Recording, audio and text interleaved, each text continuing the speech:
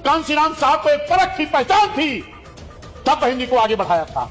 आज तमाम लोग कह रहे हैं कि हम मानवर साहब के चेले हैं, हम मानवर साहब के वारिस हैं। कभी वो संघर्ष झेल नहीं सकते एक मिनट, उस वक्त जब बहन जी संघर्ष एक समाज की बेटी होकर के कर रही थी।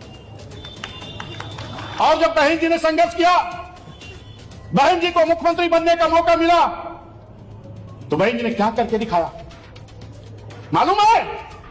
कि पहली बार जब बहन जी मुख्यमंत्री बनने के लिए गई, तो इसी प्रदेश के रहने वाले लोग मान्या बहन जी को गेस्ट हाउस कांड के मामले में जिंदा जला देना चाहते थे। धन्यवाद देता हूं शेरनी बहन कुमारी मायावती जी को, अपने साहस और हिम्मत से शपथ ली। और शपथ लेने के बाद क्या हुआ?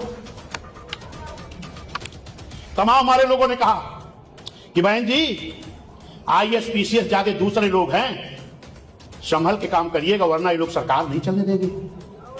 बहन जी बड़े बड़े गुंडे हैं, उनसे ना भिड़ने की कोशिश करिएगा वरना सरकार नहीं चलने देंगे। शेरनी बहन कुमारी मायावती जी ने सबकी बात को तो सुना, लेकिन जैसे शपथ लेती हैं, जैसे अधिकारियों की मीटिंग लेती हैं, तैसे बाबा साहब के संविधान को सामने करती हैं कि ये संविधान के बल पर हम सरकार चलाएंगे। अच्छे अच्छे अधिकारी लाइन पे खड़े हो गए, अच्छे अच्छे अधिकारी टाइम पर ड्यूटी आना शुरू कर दिए। और जब बाबा साहब के संविधान को पढ़ करके बहन जी ने गुंडों पर नकेल कसना शुरू किया, तो बड़े बड़े गुंडे प्रदेश छोड़कर बाहर भाग गए। और या तो बहन जी ने सलाखों के पीछे डाल दिया। क्यों मालूम है क्यों? क्योंकि बहन जी की पहले ही सोच थी कि मैं अपने समाज पर अत्याचार नहीं होने दूंगी, इसीलिए आईएएस की तैयारी कर रही हूं। ये बात बहन जी के मन में थी। जब बहन जी मुख्यमंत्री बनी, मानवर मसीहा कांशीराम साहब ने कहा अब वो वक्त आ गया है कि अपने समाज के ऊपर अत्याचार रोको।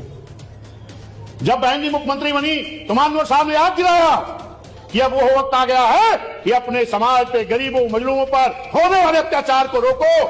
तब बहन जी ने कई लाख, पूरे प्रदेश में हजारों की संख्या में उन अपराधियों के जो हमारे गरीबों मजलूमों पर अत्याचार करते थे, जो हमारे ऊपर शोषण करते थे, जो हमसे गुंडाई करते थे, ऐसे लोगों को जेल के शिकंजों में डालने का काम बहन जी ने किया था। तब अत्याचार रुका है। मेरे भाइयों, हम चौराहे पर भी खड़े नहीं हो पाते थे। जब बहन जी मुख्यमंत्री बनी, बड़े बड़े गुंडों को जब जेल में डाला, तब आज हमारे समाज के नौजवान मोस्ट टाइट करके चल रहे बुलेट से। समझ में आया कि नहीं? तब आज मोस्ट टाइट कर रहे हैं, वरना हमारे समाज के लोग तो अपने घर के सामने अपनी टूटी चारपाई पर भी नहीं बैठ पाते थे। याद है कि नहीं?